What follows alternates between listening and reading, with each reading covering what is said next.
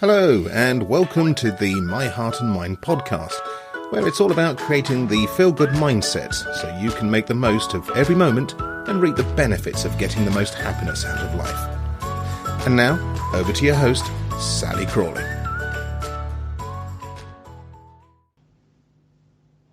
I'm Sally Crawley. I have the heart of a warrior and I love cats, coffee and cars. Together we're going to explore the art of living happy after a cardiac event or a heart health diagnosis. This show is about helping you to get your emotional power back, to gain control of your life, your mind and your body. After a heart attack, cardiac arrest or when living with heart disease, it's not just your physical body that has life-altering changes and needs rehabilitation. Your emotions and your world can be in turmoil too. My show focuses on your mindset, your thoughts and your feelings, so you can feel good now. It's about supporting you to make the lifestyle changes that will allow you to love the life you live. Quick disclaimer. If you have any concerns about your health or your heart, then get medical advice immediately. My work is not intended to replace conventional medicine. It is complementary. Welcome to episode 9 of the My Heart and Mind podcast. Thanks again for joining me. Prior to my heart attack, I always associated heart disease as being an older person's illness, and I thought it was mainly menfolk that had experienced it. How wrong I was. As they say, you live and learn.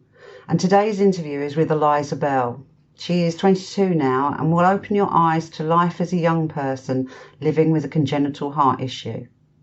In February 2019, Eliza had a successful heart transplant at Papworth Hospital. This based in Cambridgeshire in the UK. It was a life-saving event that focused her on fundraising and being a patient advocate. Eliza explains to us how she was born with a congenital heart disease, but didn't know about it until she was 12. What was life like as a teenager?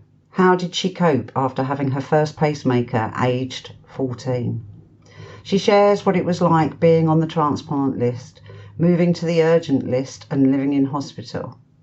We talk about invisible illnesses and how it makes her feel, how her heart health has impacted her mental health and how she helped herself. She recognised her need to have purpose and how she started fundraising for Papworth Hospital before she'd even had her transplant, how it helped her by sharing her story, turning something negative into a positive. Eliza talks us through her transplant and the recovery and the changes she experienced. She also talks about her new lease on life. Now she is using her experience and is a mindset coach, helping young people come to terms with living life with a chronic illness. So with no further ado, let me introduce you to Eliza. Eliza, thank you so much for joining me today. Welcome to the My Heart and Mind podcast. I'm really looking forward to hearing from you because I've been listening to your podcast for a long time now. And I actually feel like I know you, especially given our conversation just now. Oh. So I wonder, could you kind of just introduce yourself and quite importantly, how old you are and a little bit about your life before your diagnosis? I'm Eliza. I'm 22 years old. I'm on the podcast because I have a genetic condition called Danon's disease, which causes a heart condition called cardiomyopathy. So I've had it since birth, but they didn't really kind of find out about it till I was 12 years old.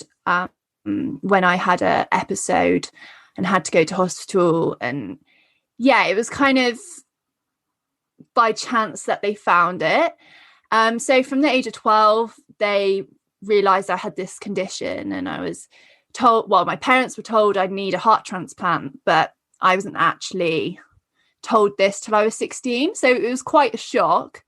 2 pacemakers and a heart transplant later, I'm talking to you, and I've set up a transplant podcast called Transplant Chats with Eliza, and I think I'm on the 14 episodes, just about to release my 15th, and I chat to people with all sorts of transplants, and it's just kind of like a supportive community where people share their stories, and people going through the transplant process can listen and realize that transplant is a positive thing and does change your life for the positive.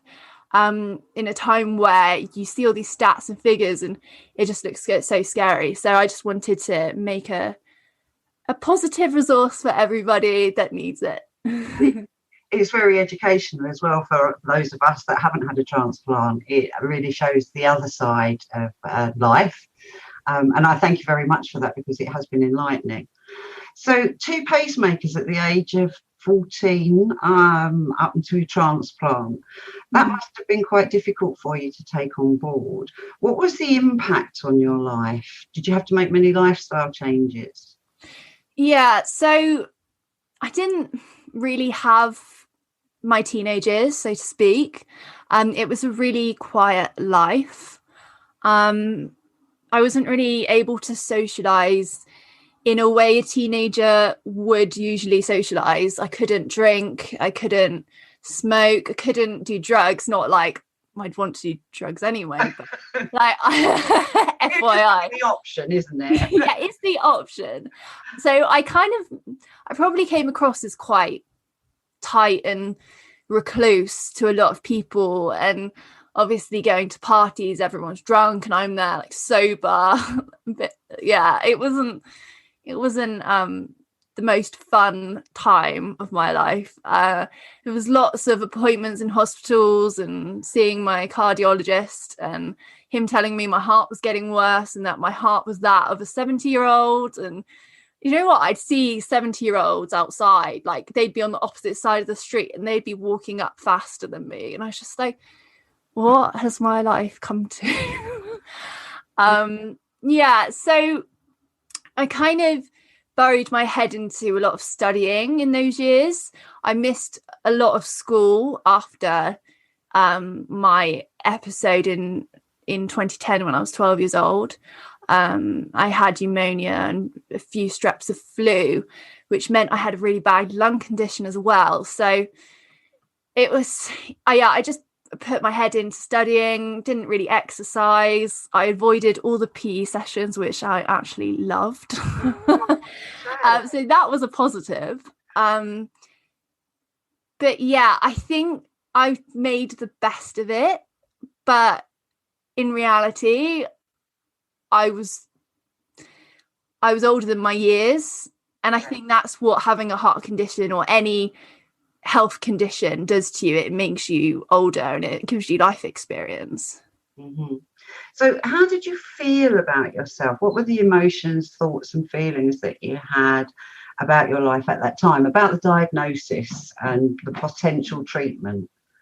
So kind of when I was 12 to 14, I didn't think there was anything different. Obviously, I'd had a lot of time in hospital, but that kind of became my normal. I started to get heart palpitations and things. Like I go to dance class and all of a sudden my heart would start racing uncontrollably and wouldn't stop. And that was kind of around the time when they decided that the doctors decided to give me my first pacemaker. So obviously having a pacemaker at 14, it's a bit strange, and having that at the children's hospital. So yeah, I think that's kind of a point where I started to realize I need to look after myself. So kind of no contact sports, no like I guess I was very protective around like people like touching me or like hitting me, because I just had this like massive box in my chest. It was quite weird to touch as well. But yeah, so kind of that time it was starting to dawn on me that I was different. But it wasn't probably until I was 16 and I was told I may need a transplant and my heart was getting worse that I was like, oh, like I'm not getting better. My stats aren't staying the same, but they're going down. Mm-hmm. And I guess I just like the fact I couldn't exercise and I couldn't do things that a normal person my age could do just really just grinded against me, and it made me quite frustrated. But as I got closer to my transplant, so like 18, 19, 20, I get really frustrated. I couldn't even like walk down the street to go to the shops. I couldn't walk up a hill. Like, I started to reduce what I was doing to make myself feel normal. And I think I just felt a bit like purposeless. Like, I couldn't work. I couldn't see friends. I was always like really spaced out. And yeah, I suppose you were on quite a number of drugs at the time as well. yeah, I think the main one was frustration. I kind of felt like, why me? I don't believe in religion or God, but I was just thinking, like, is there someone out there against me? Like, why me? Why do I have to deal with this heart condition? And just felt quite hopeless. Like, I'm not the kind of person that I don't feel sorry for myself, and I never have. And I've always had this really positive mindset. Like, when I've had bad results, or like, oh, it's getting worse, or you're getting close to transplant, I'm like, oh, it's okay.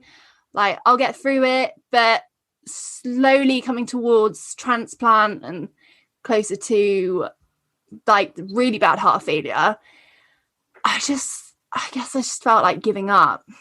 Yeah, I can imagine. Well, actually, I say I can imagine. I can't imagine what that must be like. I would guess, though, that being on the waiting list was really hard because of you're always waiting on that call, always waiting on the what happens. How did you manage those kind of feelings and the situation? Because I do understand you've actually been put forward a few times for a transplant before it actually happened. Yeah, so that was false alarms. And I think, yeah, so it was the false alarms, and my consultant was sending multiple letters to the hospital before they took notice. But yeah, waiting on the list, it's a really tough time. You don't know when there's going to be a call. You could be in the bath and get a call. You could be out walking, or like, probably not walking in my case, but you could be outside getting a call.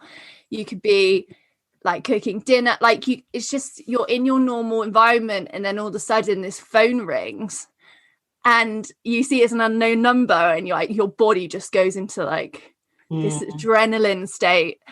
I'd always been one of those people, I think, especially when you're at school, you're groomed into thinking, right, what's going to happen in 6 months? What's going to happen in a year? What am I going to do at university? What am I going to do after? What job am I going to get? You're always thinking really far ahead in the future. You can't do that when you're on the list, because everything stops and you just have to wait. And that I found really hard. I learned that you literally just have to take one day at a time. There's no point planning things weeks ahead, because I just never knew how I was going to feel. Yeah, it was just like, focus on the day I was on, appreciate the day I was in. Just enjoying being with my family. Not many of my friends lived nearby, so it was quite a lonely existence at that time, and I did feel quite isolated. I think being on the list in general was quite isolating, because your family, they don't fully understand it, but they try to, but your friends don't really understand, and it's really hard to like tell them and open up when you're in such like a strange headspace.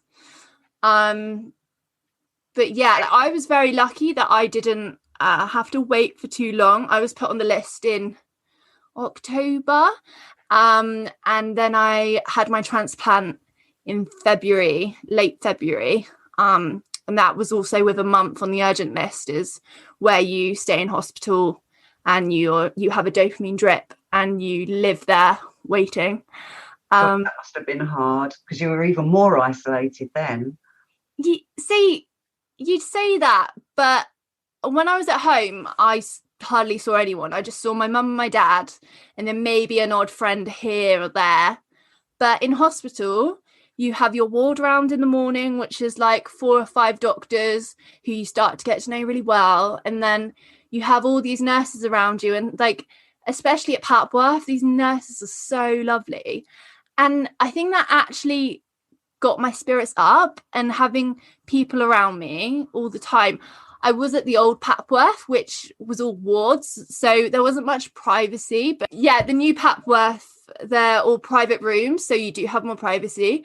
But having all these nurses like popping in, and you get to know them, and like you have like little chats about, well, what they've done on their holidays, or what kind of pet you have. And you can like tell them if you're having a bad day, and they'll try and help.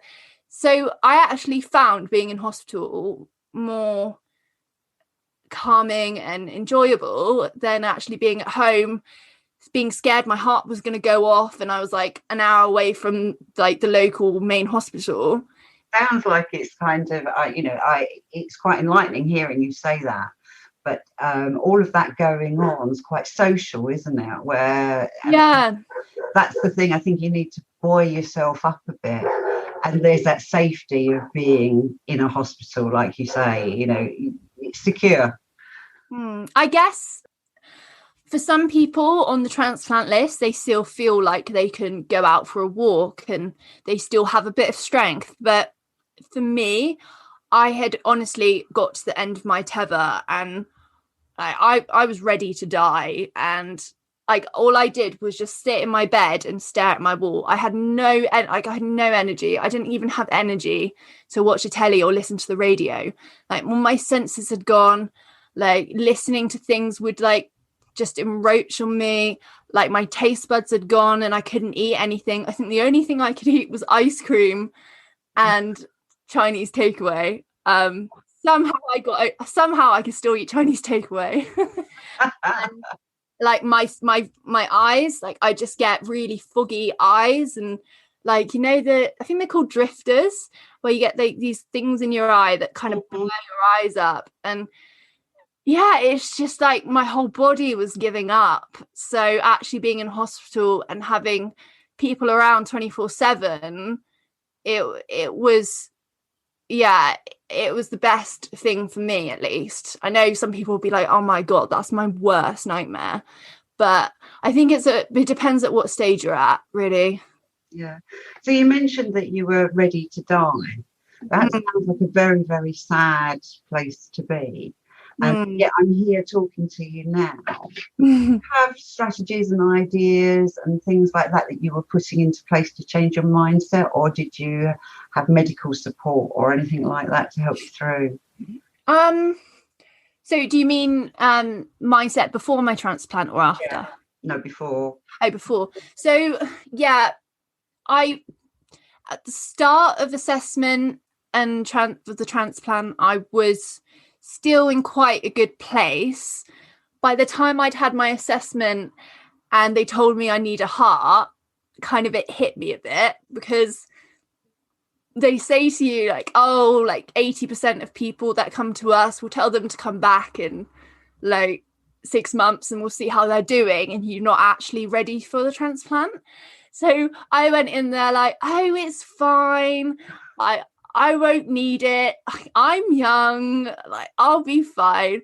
And then they tell me that, yeah, your heart's really bad and your heart cannot support you any longer. You need a new heart.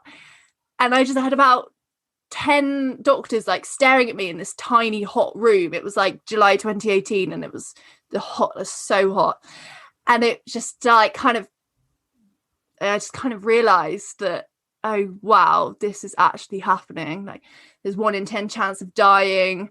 Like your average lifespan is 15 years. Like I thought a heart transplant was the end of my life rather than the beginning. Yeah. So from that, I'm a doer. I like to sort things out. So I was like, okay, I'm gonna get a counsellor, just to kind of sort my like head out with this. It's a lot to figure out. So I did see a counsellor every week for a good couple months, but Transplant is such a tricky thing, and I think if you have a really good counsellor that is well trained and knows a lot about health conditions, great. But I don't think this lady did, and I say a lot of things to her and she just didn't really know what to say. So that wasn't so great. And I didn't get offered any psychological help from the NHS at this point, which they probably should. But I think I came across as like, it's okay, I can handle it. I was quite defensive. I didn't cry at the assessment. Like, they're kind of like waiting for you, like, to see if you're going to cry and see if you're going to bottle it up or let go. And I didn't, because I didn't want to cry in front of the team. So maybe they would have if I'd been a bit of a wreck. Yeah, so that was the counselling I had. And then I was taken in on the urgent list. And so I went up for just a day appointment to see how I was doing at the end of January. And that's when they admitted me into the hospital. And as part of that, I think my brother went to the team and said, look, like, my sister's really low at the moment. I was very low by this point. Is there anyone she could talk to? So they got like their head psychotherapist to chat to me. And she basically started with she's very straight to the point and just asked me like, do you ever think about dying? And I couldn't lie to her. And I was just like, yes. And she's like, what do you think of? Like, why do you think that? And I was just like, I don't feel like I have any control over my body anymore. And it doesn't feel like it's going to change. And I can't get any sleep. Like, I can't stay awake.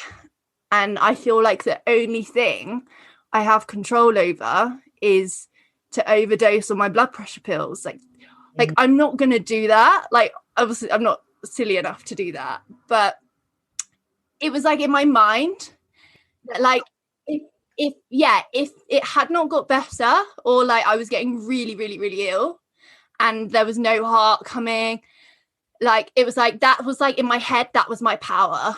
And I think that probably was the thing that tipped them off to like keep me in hospital.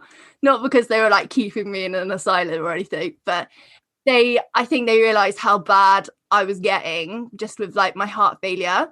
And I always thought through this, I kept telling myself, I don't have a mental health condition, but the heart is making me feel like this. My heart condition is trapping me, so I feel trapped in my own body, and that's what's causing these feelings with me. Like, I'm not naturally a negative, depressed person. So I think maybe it was good I was so open with them about that, because it took me onto the urgent list where I was put onto antidepressants, which were sedatives. So they helped me with my sleep, which was really good because I just got no sleep before that. And yeah, so I think it was positive in the end, and actually just saying that and like getting it out was a positive thing.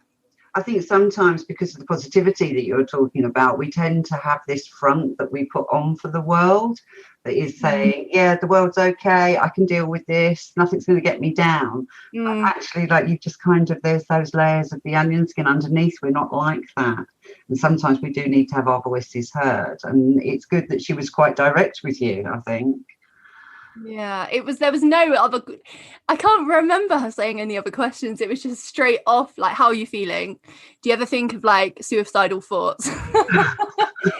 But I work better that way, instead of like, how are you today? How has your week been? Just like, give me a solid question here. So we talked about leading up to the transplant. Do you want to share anything about the actual transplant itself and how it made you feel? Yeah, so before my transplant, like I said, I was just so foggy headed. All my senses were really distorted. I just didn't really feel like I had a purpose anymore. Although, like, I did, like, I had friends and family that loved me, and like what I was going through was very valid.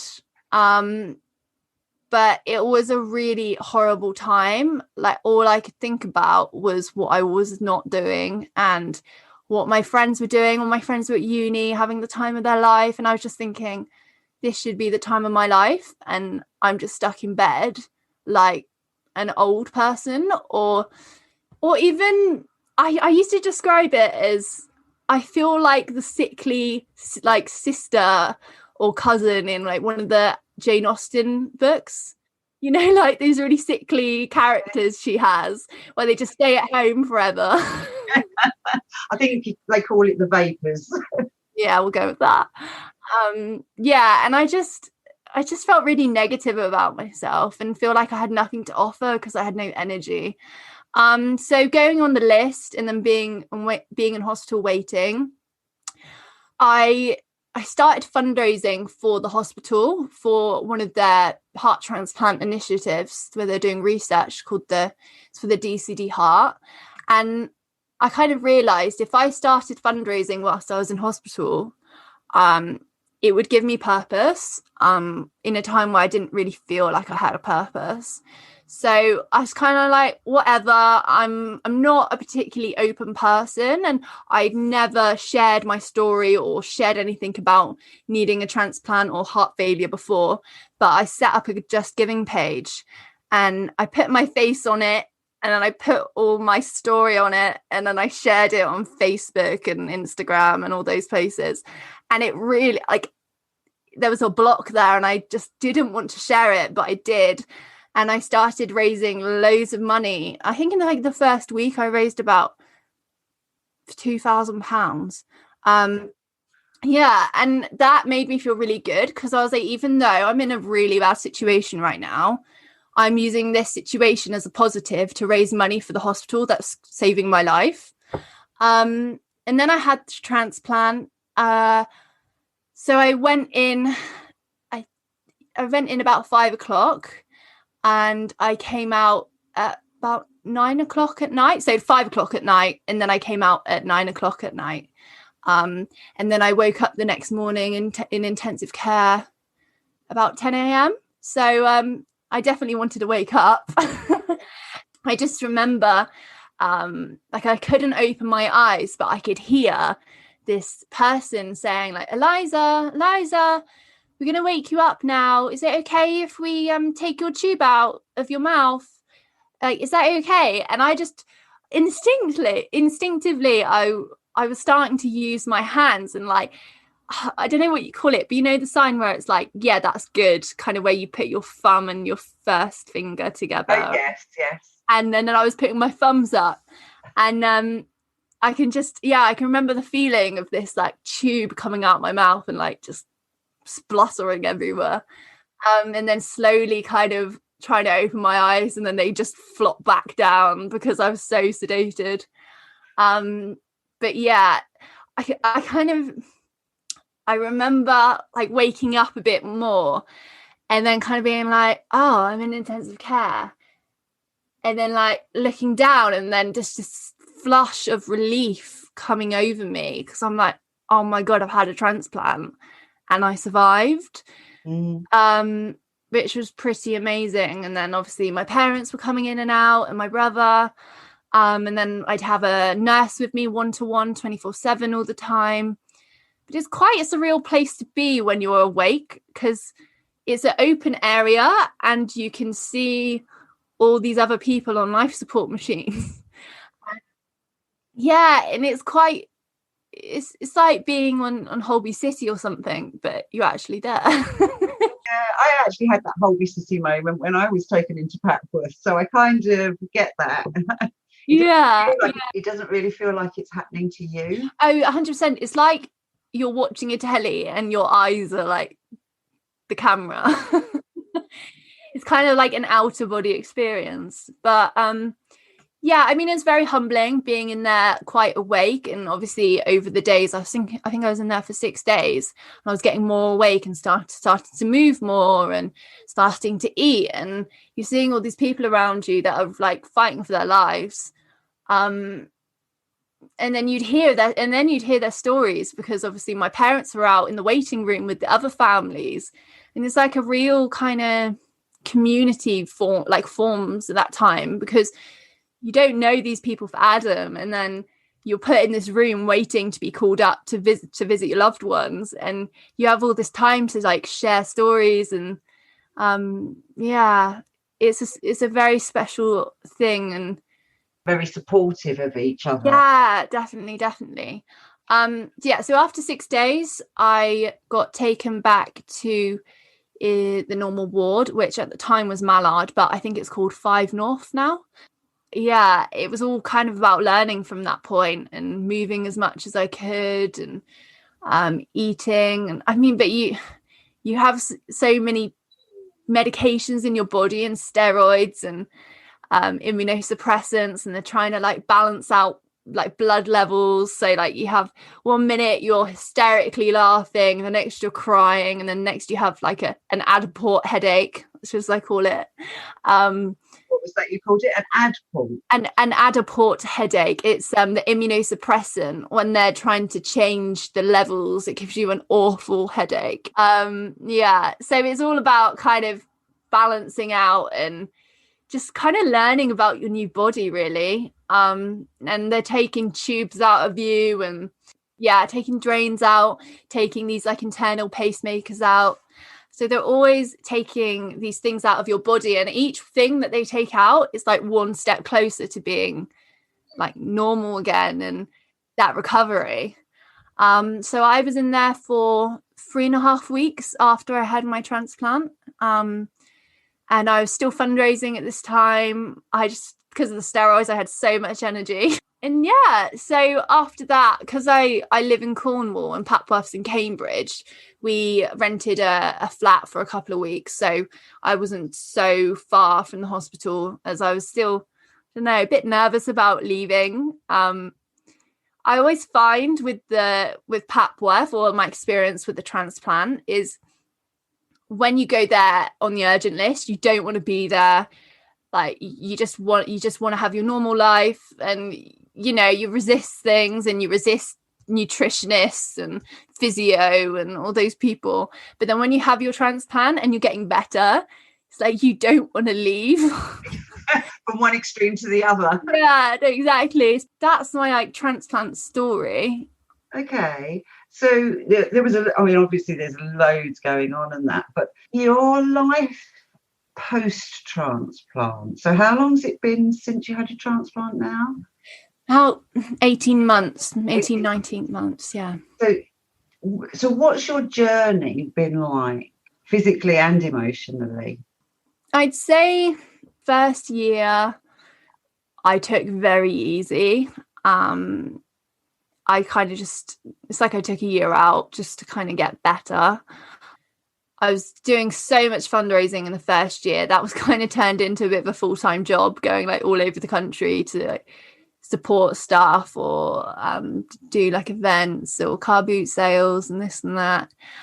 I think it was just learning how to be a transplant patient, like learning what foods I can eat, what foods I can't eat, avoiding certain things like swimming in the sea.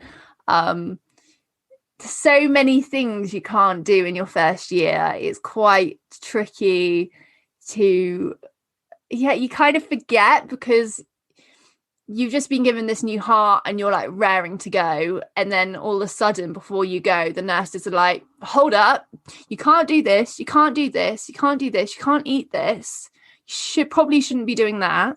You have to be quite restricted. What kinds of restrictions did you have on food?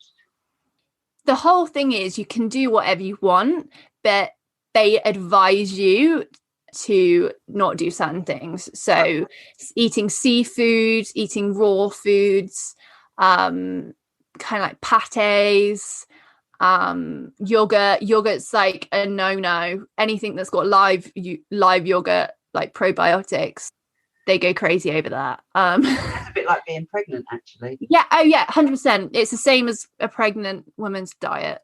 So yeah, I mean, 18 months post, I've had a few squid rings, and I've had a few Activias, and I haven't died yet. everything in moderation. Yeah, but I think you just got to recognize what is good and what's bad, and just like have use your common sense. Some of the things on there, like, you can do or take, and you're going to be fine.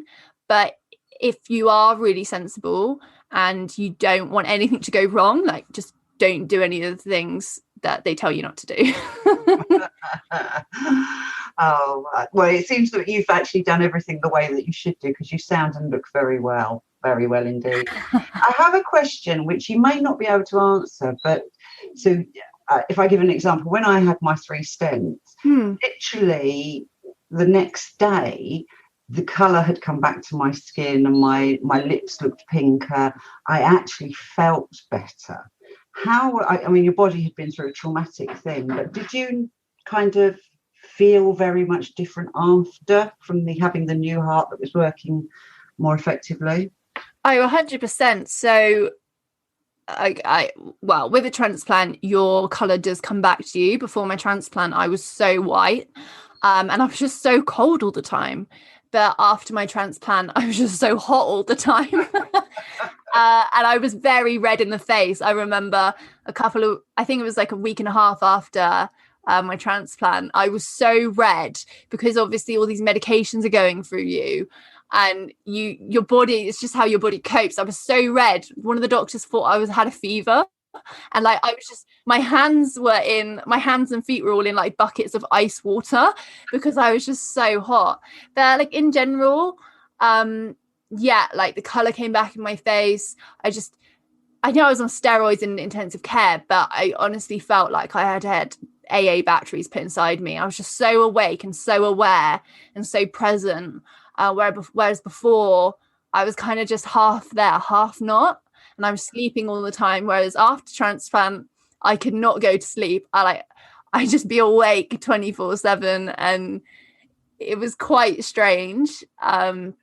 Even now, maybe like when I had my 21st birthday, which was about 5 months after 3 or 4 months after my transplant, it was like an all-nighter in my brother's house. We had like a house party, and everyone at 1 o'clock was like ready to go to sleep, and I was still like, come on guys, let's keep going.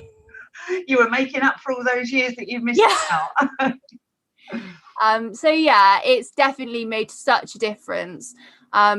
I was a bit nervous when I first had my transplant, starting to walk, because like muscle memory and like your brain just starts to think, as soon as you start walking, you're going to get heart palpitations and you're going to get dizzy, and the blood pressure is going to like make you all woozy. So when I first kind of started walking for like a longer period of time around the ward, and my heart was starting to go quicker, I was like bracing myself for like palpitations, and then they wouldn't come. And so that was something I really had to change my mindset on, and like understand like it's not going to happen, and you're okay to move. Whereas before, I would just reduce my movement, because I was just scared of the feelings in my body I was going to get. So that was a big difference. Learning to trust your body again, I guess. Yeah, and trust it and know like it is going to support me now. Whereas before, I had to support myself mentally, and knowing what I could and couldn't do. Knowing what I could and could not do. Whereas now I could just like walk and not even think about it, which was amazing. You're taking it for granted, like we all do. Yeah, exactly. So if I was to say to you, you know, like there's the on the waiting list and then there's the recovery afterwards, do you have any tips that you could give people for either side of it? So pre-transplant would be literally take every day as it comes. If you're feeling really awful on one day, try not to think, oh God, this is me now for the rest of my life, because you'll probably have a good day a couple of days after, and just listen to your body, because if your body's telling you to stop and you keep going, you're only gonna feel worse later on. Whereas if you stop and just listen and respect your body, then you probably will have a good couple of hours, like a day or so later. I'd probably say write down any symptoms you have, any feelings you have a diary just for those things. So if you feel like you're getting worse, like you have proof, and you feel like you have control if you have proof, because you can take that to your doctors if you're feeling particularly worried. And I think that's really important, because they can then identify if you're getting worse. So, and it's just good because you can like realize that, oh, I'm not just feeling rubbish for no reason. I'm feeling rubbish because I've been having like constant headaches. I've been getting like pins and needles in my hands and feet all the time. And that, I think it just gives you control, which does make you feel more empowered with your condition.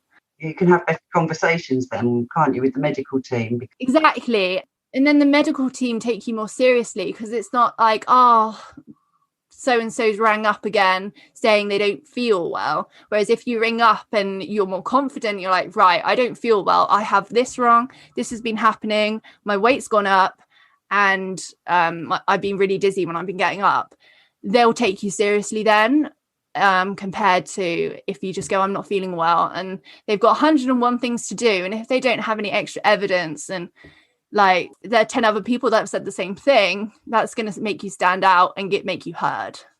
Post-transplant, again, listen to your body. You're going to have really good days and then really bad days. This is something I was told before my transplant, and you just have to embrace that, especially with the high dosages of steroids at the start. They do really mess up your emotions and make you quite erratic, and then really happy, and then really sad. And just the smallest thing can like make you really angry. So that's one thing. I'd say, don't wrap yourself up in cotton wool. Your body is going to be way more capable than you think it is. And you've probably been wrapping yourself up in cotton wool for so long. Just go walk that extra bit further. Maybe do some exercise a bit more intense than you think you can cope with, because you can always stop if you can't. But your organs want to be used. They want to be pushed, and that's how they're going to stay healthy and like working for hopefully like as long as possible. Well, I think what you've given is excellent advice about self-care, acceptance, journaling, making sure you've got notes and things like that. They're all things that I definitely think would have been in my tick list of things to do for yourself. When things go wrong and you're feeling really down, it's really easy to think it will be like that for the rest of whatever time there is. But the reality is that the key thing is everything changes. And while you're feeling like this now, tomorrow is a different day. Everything changes. This too will change, I think, is one of the proverbs that I kind of live my life by. So what about your future? What are you looking forward to now? So since transplant, it's one of those things. I was in heart failure. I thought I was going to live with my parents for the rest of my life. I didn't even really think about a future, because I didn't want to get my hopes up thinking, oh, I'm going to do this when I get better, I'm going to do that. Like, I just didn't even want to do it because I didn't want to disappoint myself. So when I actually had my transplant, I couldn't cope with the amount of possibilities of things I could do. Overwhelmed. Yeah, and especially on steroids, I was on my hospital bed, and I'd have nurses coming like by checking in on me, and I'm just like, I don't know what to do with my life. I'm like listing all these potential things that I could do. When I got out of hospital, I just kind of focused on just getting myself better and stronger. And then say this year has been kind of the time where I've started to think about what I really want to do and what's going to make an impact and what's going to be something that I love to do. I think having a transplant, you don't know how much time you have, so you want to make the time on this planet worth it, and you don't want to be doing a job that you don't enjoy. So I'm very good at telling people what to do, and I'm quite good with ideas and like chatting to people. So I've gone down the route of training to be a mindset coach, and I've just set up a business whilst training called Rare But Understood. And I'm going to help young people with long-term health conditions come to terms with their conditions, understand their purpose, identify their beliefs that are negative and maybe aren't helpful for them, and make them feel more positive about their condition and acceptance, and feel more grateful and be happy about the little things and not get so caught up in their condition and the world being against them. There's something about moving from being a patient back to being a person. Yeah. And so I feel like I've got both the sides of the coin. I've gone through the chronic illness experience, and I still have chronic illnesses. I have bronchiectasis, and just because you have a transplant doesn't mean all of your health conditions are fixed. You now have other health conditions like potential diabetes, cancer, like so many things can be caused by transplant. So it's kind of having that experience of being a patient and now being able to use that in order to help people still going through that or being in a particularly bad space, and being able to use my own like methods and ideas to help them on their journey. The thing is, like, I don't think there's many people out there who have chronic illnesses that can do this job, because people with chronic illnesses are tired. They don't have energy to help other people with chronic illnesses. So I feel like I have the best of both worlds, where like I'm not as tired as I was, but I still get it. And I think that's what people with these conditions just want, someone that understands them and gets it. Because like you said, doctors and nurses and friends and family, they don't, because they haven't experienced it themselves. So yeah, so I'm really excited about that. Yeah, I am too, and I think it's admirable, and I think that you're definitely the girl for that job. And so many young people don't get the support because it's the unseen, isn't it? People don't realise what people are going through. And definitely invisible illnesses, especially if you're young and you have an invisible illness, you get so much like negativity thrown towards you. Like the amount of times I've had negativity thrown towards me, whether I had once I had a blue badge in my car and I went and drove into a blue badge space, and you get out, you have some nice clothes on, you've done your hair and you have makeup on, and people like look at you like you've done something illegal, and you have a badge in your car, and it's like, wait, no, I deserve this spot. Just because I'm young doesn't mean I don't deserve this spot. And then kind of coming back from holiday in Turkey and being in the like disabled queue, so I had fast track, and like this like woman like verbally abusing me and my mum because like we look normal, and it's like you can have an invisible illness and still need to be in this queue. Yeah, it's walk a mile in my shoes, isn't it, before you start judging me, I think. So talking about being in the spotlight, I'd like to kind of wrap up now, but I'd like you to just give our listeners the chance to find out how to contact you with your mindset coaching, and also if they're interested in listening to your podcast. So how can they find you? You can find me on Instagram for my coaching account. It's at Rare But Understood. For my Transplant podcast account, just search at Transplant Chats with Eliza.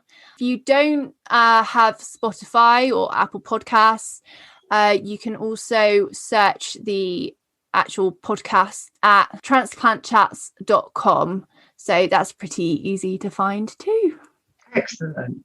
Well, Eliza, it has been absolutely fascinating talking to you. And I know you described yourself as an older woman, but what I'd like to say is you may be a young, sprightly thing now, but you have the wisdom of the ages, which I think sets you absolutely positively on the right track for helping young people and us more mature people get the right mindset when living with a lifelong illness. So thank you so much.